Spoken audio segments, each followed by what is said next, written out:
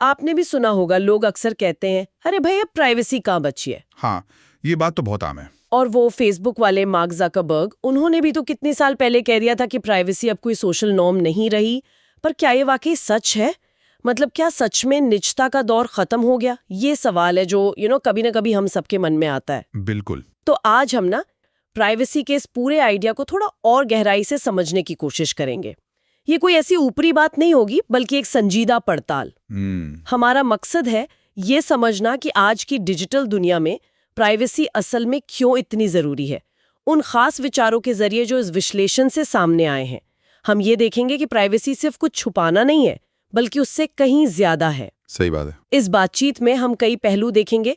Privacy क्या है, क्या नहीं है, इससे जुड़े कुछ आम वहम क्या है, और ये हमारी पहचान, हमारी आजादी और हमारी सुरक्षा के लिए कैसे जरूरी है। ठीक है। तो चलिए शुरुआत उसी आम सोच से करते हैं कि प्राइवेसी तो भाई मर चुकी है। टेक जगत के कुछ बड़े नाम भी ऐसी बातें करते सुनाई देते हैं। आपको क्या लगता है, ये सिर्फ एक कहानी है जो हमें सुनाई जा रही है ताकि हमारी जानकारी आसानी से इस्तेमाल की जा सके? ये बहुत जरूरी सवाल उठाया आपने, और इसी से जुड़ा एक विचार है कि हमारी जो व्यक्तिगत जानकारी है, जिसे शायद डेटा के बजाय ह्यूमन इन्फॉर्मेशन या मानवीय जानकारी कहना बेहतर है, वो आज की अर्थव्यवस्था का नया तेल बन गई है।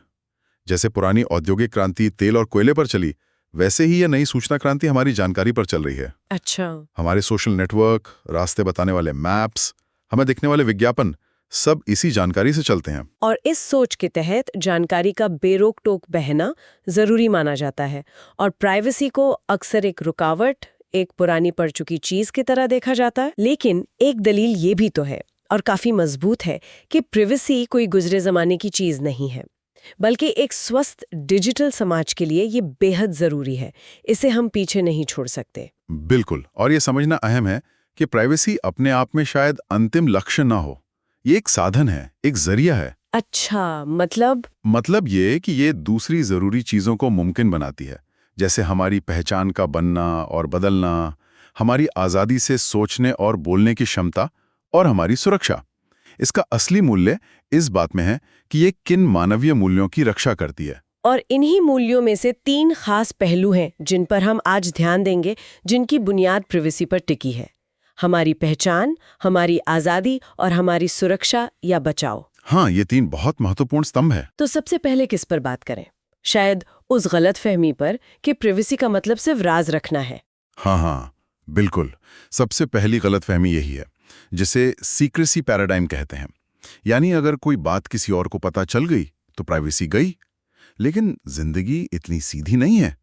जानकारी साझा होने के बाद भी प्राइवेसी के कई पहलू बचे रहते हैं। जैसे कोई उदाहरण? सोचिए बिल सिपल के बारे में। 1975 में उन्होंने अमेरिकी राष्ट्रपति की जान बचाई थी। वो गे थे, और ये बात उनके शहर सैन फ्रांसिस्को में कुछ लोग जानते थे, पर उनके परिवार को नहीं पता थी। जब मीडिया ने उनकी बहादुरी के साथ साथ उनकी सेक्सुअलिटी भी छाप दी, तो उनके परिवार ने उनसे रिश्ता तोड़ लिया। यहाँ जानकारी पहले से मौजूद थी, कुछ लोगों को पता थी, पर उसका बड़े पैमाने पर फैलना नुकसानदेह साबित हुआ। अरे हाँ, मतलब कॉन्टेक्स्ट बदल गया। बिल्कुल। या फिर सोचिए अपस्कर्टिंग के बारे में। सार्वजनिक जगहों पर बिना सहमति के किसी की आपत्तिजनक तस्वीरें लेना। जगह भले ही सार्वजनिक हो, लेकिन यह हरकत प्राइवेसी का घोर उल्लंघन है। ये दिखाता है कि प्राइवेसी सिर्फ बंद दरवाजों के पीछे की चीज नहीं है। सही कहा। मतलब प्राइवेसी कोई ऑन ऑफ स्विच नहीं है, ये एक दायरे की बात है, एक डिग्री की बात है ना? सवाल ये है कि जानकारी कितनी फैली है और उसका इस्तेमाल कैसे हो रहा है। एकदम सही। और इसीलिए जब हम डेटा की बजाय मानवीय जानकारी शब्द इस्तेमाल करते हैं, तो हमें याद आता है कि ये सिर्फ अंक या कोड नहीं है। ये इंसानों से जुड़ी बातें हैं, उनकी जिंदगी से जुड़ी हैं, और कैसे इस जानकारी का इस्तेमाल उन पर ताकत आजमाने के लिए किया जा सकता है। और यहीं पर असली मुद्दा आता है। जानकारी ही ताकत है ना? खासकर जब वो दूसरों के बारे में हो। इसीलिए प्राइवेसी का सवाल सीधे सीधे ताकत के संतुलन से जुड़ा है। बिल्कुल। इसका एक जाना माना उदाहरण वो टारगेट स्टोर वाला है। उन्होंने ग्राहकों की खरीदारी के पैटर्न का विश्लेषण करके ये अंदाजा लगाना शुरू किया कि कौन सी महिला ग्राहक गर्भवती हो सकती हैं। हाँ, वो लोशन और सप्लीमेंट्स वाला किस्सा। हाँ, जैसे कौन बिना खुशबू वाला लोशन खरीद रहा है वगैरह। लेकिन उनका मकसद सिर्फ भविष्यवाणी करना नहीं था, वो चाहते थे कि ये महिलाएं गर्भावस्था और उसके बाद अपनी जरूरत का सारा सामान टारगेट से ही खरीदें और ये उनकी आदत बन जाए। यहाँ जानकारी का इस्तेमाल सीधे सीधे व्यवहार बदलने और नियंत्रित करने के लिए किया गया। और ये हमें बिहेवियरल इकोनॉमिक्स यानी व्यवहार अर्थशास्त्र की ओर ले जाता है। बड़े बड़े विचारकों ने हमें समझाया है कि इंसान हमेशा पूरी तरह लॉजिकल मतलब रैशनल फैसले नहीं लेते।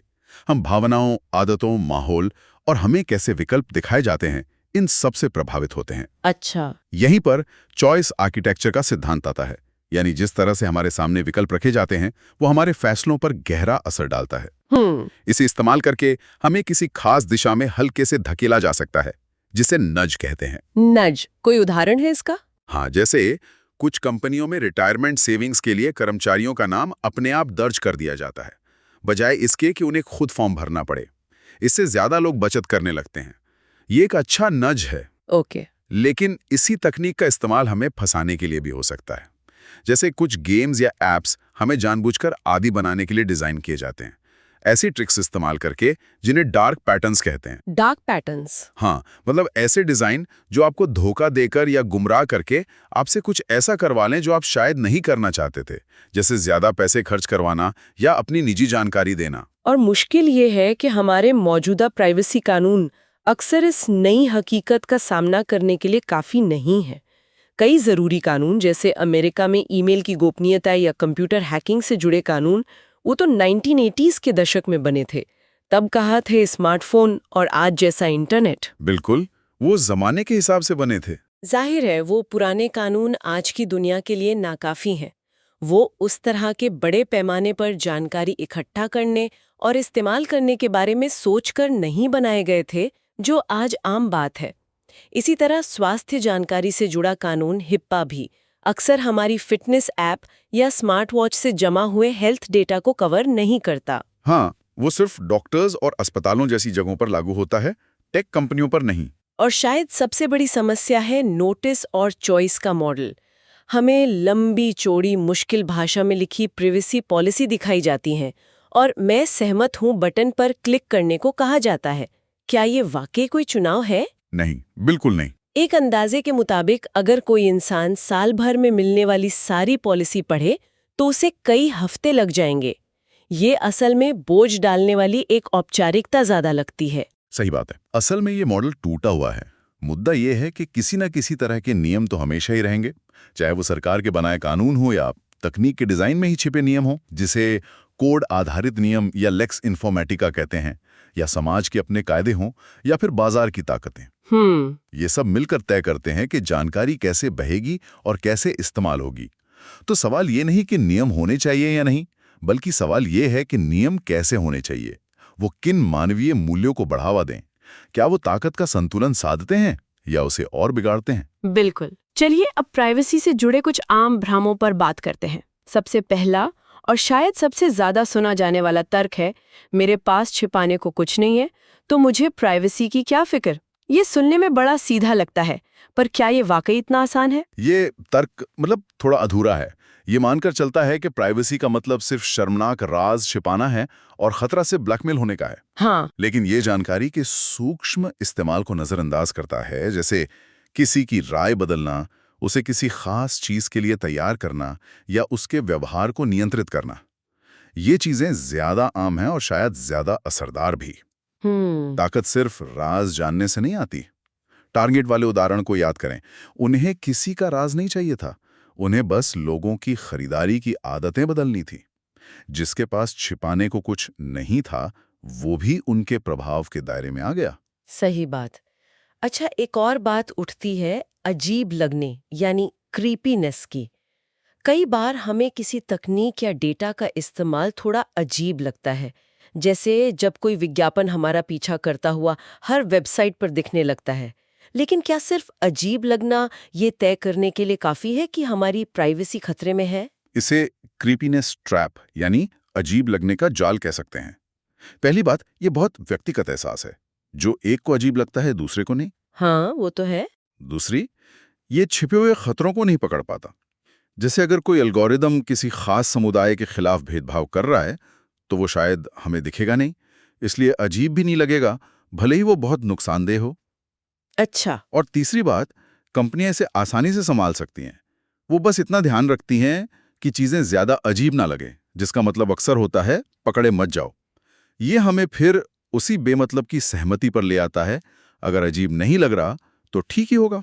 तो ये भी कोई भरोसेमंद पैमाना नहीं हुआ। तीसरा भ्रम है नियंत्रण यानी कंट्रोल का। कंपनियां हमें अक्सर प्राइवेसी सेटिंग्स और डैशबोर्ड देकर कहती हैं कि कंट्रोल आपके हाथ में है। मार्क ज़करबर्ग ने भी कैम्ब्रिज एनालिटिका स्कैंडल के बाद बार-बार यही दोहराया था। क्या इन सेटिंग्स से वाकई हमें पूरा नियंत्रण मिलता है? अक्सर ये नियंत्रण एक छलावा होता है, एक इल्यूजन। पहली बात, हमारे पास विकल्प बहुत सीमित होते हैं। शायद ही कोई प्लेटफॉर्म हमें ये चुनने देता है कि वो हमारी जानकारी इकट्ठा करे ही ना। दूसरी बात, इंटरफेस का डिजाइन हमें खास दिशाओं में धकेलता है। अकाउंट डिलीट करें का बटन हमेशा मुश्किल से मिलता है, जबकि शेयर करें का बटन बड़ा और सामने होता है। ये वही डार्क पैटर्न्स वाली बात है। हाँ। और तीसरी बात, विकल्पों की संख्या और पॉलिसी की भाषा इतनी जटिल होती हैं कि उन्हें समझना और मैनेज करना लगभग नामुमकिन हो जाता है। ये सारा प्राइवेसी का काम हम पर डाल दिया जाता है। तो असल में नियंत्रण देने की बात हमें नियंत्रित करने का ही एक तरीका बन सकती है। अरे हाँ, ये तो बहुत सोचने वाली बात है। और आखिरी भ्रम क्या? लोग, खासकर नौजवान पीढ़ी, वाकई प्राइवेसी की परवाह नहीं करते। ज़करबर्ग ने सालों पहले ऐसा कहा था और भी कई लोगों ने ये बात दोहराई है। देखिए, शोध जैसे कि डाना बॉयड का काम कुछ और ही बताता है। नौजवान पीढ़ी परवाह करती है, लेकिन उनके लिए मुद्दे और तरीके अलग हो सकते हैं। अच्छा, कैसे? उनके लिए ऑनलाइन दुनिया दोस्तों से जुड़ने और अपनी पहचान बनाने की जगह है। उनकी मुख्य चिंता अक्सर अपने आसपास के लोग होते हैं, जैसे माता-पिता या शिक्षक, जिनसे बचने के लिए वो कई बार होशियार तरीके अपनाते हैं, प्राइवेसी सेटिंग्स का इस्तेमाल करके या अलग-अलग प्लेटफॉर्म पर अलग तरह से पेश आकर। मुश्किल ये है कि ज्यादातर प्लेटफॉर्म इस तरह बने हैं कि उनमें शेयरिंग डिफॉल्ट रूप से सार्वजनिक होती है, निजी नहीं। ये उनके विकल्पों को सीमित करता है। तो ऐसा नहीं है कि वो परवाह नहीं करते, बल्कि मौजूदा सिस्टम उन्हें अपनी प्राइवेसी आसानी से संभालने नहीं देता। समझ गई। अब इस पर आते हैं कि प्राइवेसी हमारी पहचान यानी आइडेंटिटी के लिए क्यों जरूरी है। हमारी पहचान कोई एक ठोस चीज नहीं है जो हमेशा एक जैसी रहे। ये समय के साथ बदलती है, हालात के साथ ढलती है। हम जिंदगी में अलग अलग किरदार निभाते हैं, कभी दोस्त, कभी कर्मचारी, कभी परिवार का सदस्य। बिल्कुल। और यहीं पर कुछ ऑनलाइन प्लेटफॉर्म्स की असली नाम, रियल नेम पॉलिसी जैसी नीतियां मुश्किल खड़ी करती हैं। वो चाहते हैं कि हम हर जगह एक ही असली पहचान इस्तेमाल करें। ये उनके बिजनेस मॉडल के लिए फायदेमंद हो सकता है। हाँ, ट्रैक करना आसान हो जाता होगा। बिल्कुल, क्योंकि एक नाम से लोगों को ट्रैक करना और विज्ञापन दिखाना आसान होता है। लेकिन ये बहुत से लोगों के लिए, जैसे कुछ खास समुदायों के सदस्य, एक्टिविस्ट या वो लोग जो अपनी ऑनलाइन और ऑफलाइन जिंदगी अलग रखना चाहते हैं, उनके लिए न सिर्फ असुविधाजनक बल्कि खतरनाक भी हो सकता है। ये कहना कि अलग-अलग पहचान रखना ईमानदारी की कमी है, ये इंसानी जिंदगी की जटिलता को समझने से इनकार करना है। बिल्कुल, प्राइवेसी हमें वो सुरक्षित दायरा देती है जहां हम अपनी पहचान के अलग-अलग पहलुओं को आजमा सकें, ये समझ सकें कि हम कौन हैं, अपने विचार बना सकें बिना इस डर के कि कोई हमें जज करेगा या हमारी हर हरकत पर नजर रखेगा। हाँ, एक तरह से एक्सपेरिमेंट करने की जगह हम सब असल जिंदगी में थोड़ा बहुत कोड स्विचिंग करते हैं, यानी अलग-अलग लोगों के सामने थोड़ा अलग व्यवहार करते हैं। ये दोगलापन नहीं, बल्कि हमारे व्यक्तित्व के अलग-अलग रंग हैं। सही बात है। लेकिन ऐसे सिस्टम जो हम पर एक ही सपाट पहचान थोपते हैं, वो इस इंसानी हकीकत का सम्मान नहीं करते। और पहचान की ये निगरानी सिर्फ व्यक्तिगत मामला नहीं है। जब हमारी पहचान, हमारी पसंद नापसंद, हमारे विचारों की लगातार प्रोफाइलिंग होती है, तो उसका इस्तेमाल हमें बांटने, हमारी सोच को प्रभावित करने और यहाँ तक कि चुनावों में हेरफेर करने के लिए भी किया जा सकता है। सर्विलांस कैपिटलिज्म वाली बात। हाँ, जिससे कुछ विचारक सर्विलेंस कैपिटलिज्म कहते हैं। इसका एक चिलिंग इफेक्ट भी होता है। जब लोगों को लगता है कि उन पर नजर रखी जा रही है, तो वो खुलकर अपनी बात कहने से कतराने लगते हैं, जो किसी भी लोकतंत्र के लिए अच्छी बात नहीं है। ये हमें प्राइवेसी और स्वतंत्रता यानी फ्रीडम के रिश्ते तक ले आता है। जब हम निगरानी यानी सर्वेलेंस की बात करते हैं, तो अक्सर जॉर्ज ऑरवेल के उपन्यास 1984 के बिग ब्रदर का ख्याल आता है। एक ऐसी सत्ता जो हर चीज पर नजर रखे हुए है। ये एक दमदार तस्वीर है, पर क्या आज की निगरानी सिर्फ इतनी ही है? वो तस्वीर पावरफुल तो है, लेकिन आज की निगरानी उससे कहीं ज्यादा फैली हुई और जटिल है। ये जरूरी नहीं कि कोई एक बिग ब्रदर ही हो। अच्छा। निगरानी अब व्यवस्था का हिस्सा बन गई है। ये लगातार चलती रहती है और इसके मकसद अलग अलग हो सकते हैं। किसी पर नियंत्रण रखना, चीजों का प्रबंधन करना, सुरक्षा देना या किसी खास दिशा में ले जाना। और आज सरकारी और निजी निगरानी के बीच की रेखा भी धुंधली हो गई है।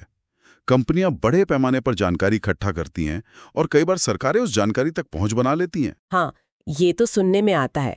निगरानी का एक सीधा खतरा हमारी सोचने की आज़ादी यानी बौद्धिक निजता पर पड़ता है। अगर हमें पता हो कि हम क्या पढ़ रहे हैं, क्या सर्च कर रहे हैं, उस पर नज़र रखी जा रही है, तो क्या हम बिना झिझक के नए या विवादास्पद विचारों को जानने की कोशिश करेंगे? शायद नहीं। ये आत्म सेंसरशिप धीरे धीरे हमारी सोच को सीमित कर सकती है। बिल्कुल। और इसके अलावा निगरानी के और भी गंभीर खतरे हैं। पहला, ब्लैकमेल और बदनाम करना। इतिहास में मार्टिन लूथर किंग जूनियर जैसे नेताओं को उनकी निजी जानकारी के जरिए चुप कराने की कोशिशें हुई हैं। हाँ। आज डिजिटल दुनिया में किसी की निजी तस्वीरों या बातों का इस्तेमाल उसे ब्लैकमेल करने या समाज में बदनाम करने के लिए हो सकता है, जिसे सेक्सटॉर्शन या डिजिटल ब्लैकमेल कहते हैं। ये बहुत खतरनाक है। वाकई। दूसरा बड़ा खतरा है प्रेरणा और हेरफेर, यानी परसुएजन एंड मैनिपुलेशन। राजनीतिक अभियानों में अब वोटरों को प्रभावित करने के लिए उनकी ऑनलाइन जानकारी का बड़े पैमाने पर इस्तेमाल होता है। कैम्ब्रिज एनालिटिका स्कैंडल ने दिखाया कि कैसे लोगों की मनोवैज्ञानिक प्रोफाइल बनाकर उन्हें खास तरह के संदेशों से टारगेट किया जा सकता है। हाँ, वो तो बहुत बड़ा स्कैंडल था। बिल्कुल।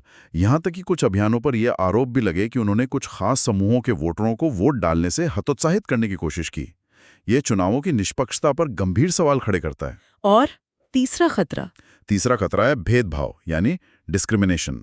इतिहास गवाह है कि कैसे जानकारी का इस्तेमाल लोगों के साथ भेदभाव करने के लिए हुआ है। आज भी डेटा ब्रोकर्स हमारी प्रोफाइल बनाकर कंपनियों को बेचते हैं और इस प्रोफाइल के आधार पर हमें नौकरी, लोन या बीमा देने से मना किया जा सकता है। अच्छा, ये भी होता है। हाँ, और एल्गोरिदम भी पूर्वाग्रहों से भरे हो सकते हैं। अगर उन्हें पक्षपातपूर्ण डेटा सिखाया जाए तो वो भी पक्षपातपूर्ण नतीजे देंगे। चेहरे पहचानने वाली तकनीक का इस्तेमाल खास समुदायों को निशाना बनाने के लिए किया जा सकता है। ये सब भेदभाव के नए डिजिटल रूप हैं। ये तो वाकई गंभीर बातें हैं। अब आखिर में बात करते हैं प्राइवेसी और सुरक्षा संरक्षण यानी प्रोटेक्शन की। औद्योगिक क्रांति को याद करें। वो अपने साथ बड़े बदलाव लाई। नई मशीनें, नए उत्पाद, कारखाने, लेकिन साथ ही नई समस्याएं भी लाई। खतरनाक काम करने के हालात, प्रदूषण, बहुत से कारीगरों का बेरोजगार होना। हाँ, वो एक बड़ा उथल-पुथल का दौर था। और फिर धीरे धीरे समाज ने इन समस्याओं से निपटने के तरीके खोजे। काम की जगहों पर सुरक्षा के नियम बने, पर्यावरण बचाने के लिए कानून आए। इन कानूनों ने औद्योगिक क्रांति के फायदों को कम किए बिना उसके नुकसानों को काबू में लाने की कोशिश की। आज हम एक सूचना क्रांति के दौर से गुजर रहे हैं। इसके भी अपने अद्भुत फायदे हैं। जानकारी तक आसान पहुंच, नई सुविधाएं, दुनिया भर से जुड़ाव।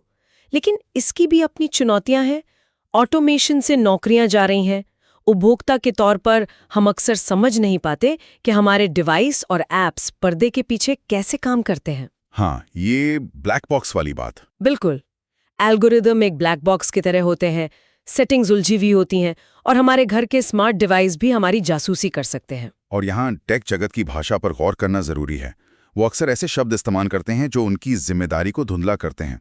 जैसे वो हमें ग्राहक, कस्टमर कहने के बजाय यूजर कहते हैं। हाँ, यूजर शब्द नशे के संदर्भ में भी इस्तेमाल होता है और ये कंपनी और इस्तेमाल करने वाले के बीच एक किस्म की दूरी बनाता है, जिम्मेदारी कम करता है। अच्छा, मैंने इस तरह सोचा नहीं था। फिर है मुफ्त, फ्री का नारा। कई सेवाएं मुफ्त हैं क्योंकि हम उनके लिए पैसे नहीं देते। लेकिन क्या वो वाकई मुफ्त हैं? नहीं, हम अपना टाइम और डेटा देते हैं। बिल्कुल। हम अपना समय विज्ञापन देखकर और अपनी व्यक्तिगत जानकारी देकर उनकी कीमत चुकाते हैं। यही सर्विलेंस कैपिटलिज्म का मॉडल है, जहां हमारी जानकारी ही असली उत्पाद है जिसे बेचा जाता है। और तीसरा शब्द है नवाचार यानी इनोवेशन। ऐसे अक्सर एक ऐसी नाजुक चीज की तरह पेश किया जाता है जिससे नियम कानून दबा देंगे। कंपनियां तर्क देती हैं कि अगर नियम ज्यादा सख्त हुए तो वो नई चीजें नहीं बना पाएंगी। हाँ, ये तर्क तो बहुत सुनने को मिलता है। कभी कभी नवाचार को लगभग एक मौलिक अधिकार की तरह पेश किया जाता है, जो कि वो है नहीं। ये कुछ वैसा ही है जैसे औद्योगिक क्रांति के समय फैक्ट्री मालिकों ने मजदूरों के अधिकारों का विरोध आर्थिक स्वतंत्रता के नाम पर किया था। हमें उपभोक्ता के तौर पर अपनी सीमाओं को भी समझना होगा। हम कोई सुपर कंप्यूटर नहीं है जो हर पॉलिसी पढ़ सकें और हर सेटिंग समझ सकें। हमारे पास सीमित समय, ऊर्जा और विशेषज्ञता है। हम अक्सर जानकारी के बोझ तले दबे होते हैं। उपभोक्ता संरक्षण कानूनों को इस हकीकत को ध्यान में रखना चाहिए। सारी जिम्मेदारी सिर्फ हम पर नहीं डाली जा सकती। बिल्कुल सही कहा आपने। आखिरकार ये सब भरोसे यानी ट्रस्ट पर आके टिकता है। डिजिटल दुनिया में भरोसा कैसे बने, इसके लिए 4 चीजें जरूरी लगती हैं। विवेक यानी कंपनियां हमारी जानकारी का इस्तेमाल सोच समझ कर करें, बेवजह साझा ना करें। ईमानदारी, वो साफ साफ बताएं कि वो हमारी जानकारी का क्या कर रही हैं। सुरक्षा, वो हमारी जानकारी को गलत हाथों में जाने से बचाएं। और जवाबदेही, अगर कुछ गलत होता है तो वो उसकी जिम्मेदारी लें। विवेक, ईमानदारी, सुरक्षा और जवाबदेही, ये 4 स्तंभ। हाँ, तो आज हमने काफी गहराई से प्राइवेसी के मुद्दे को समझने की कोशिश की। सार ये है कि प्राइवेसी मरी नहीं है। आज के डिजिटल युग में ये हमारी पहचान, हमारी आज़ादी और हमारी सुरक्षा के लिए न सिर्फ महत्वपूर्ण है बल्कि बेहद ज़रूरी है। हाँ, ये सिर्फ राज रखने या कंट्रोल हासिल करने से कहीं बढ़कर है। इसका सीधा रिश्ता ताकत, नियमों और बुनियादी मानवीय मूल्यों से है। बिल्कुल। और ये एक उलझा हुआ मुद्दा है। इसके लिए हमें मेरे पास छिपाने को कुछ नहीं है या बस मुझे कंट्रोल दे दो जैसे आसान लगने वाले तर्कों से आगे सोचना होगा। हमें ये देखना होगा कि जानकारी का इस्तेमाल कैसे ताकत के खेल को बदल रहा है और हम ऐसे नियम कैसे बना सकते हैं जो इंसान की गरिमा और आज़ादी की रक्षा करें। और अब सुनने वालों के लिए एक सवाल। प्राइवेसी को इस नज़रिए से समझने के बाद क्या रोज़मर्रा की तकनीक के साथ आपके रिश्ते या बर्ताव में कोई बदलाव आ सकता है? अगर हाँ, तो कैसे? ये सोचने लायक सवाल है। क्या ये गहरी पड़ताल आपके लिए मददगार थी? इस पर आपके अपने क्या विचार हैं? क्या आप इस विषय पर कुछ और जानना चाहेंगे? हमें अपनी प्रतिक्रिया ज़रूर बताएं ताकि हम भविष्य की चर्चाओं को और बेहतर बना सके।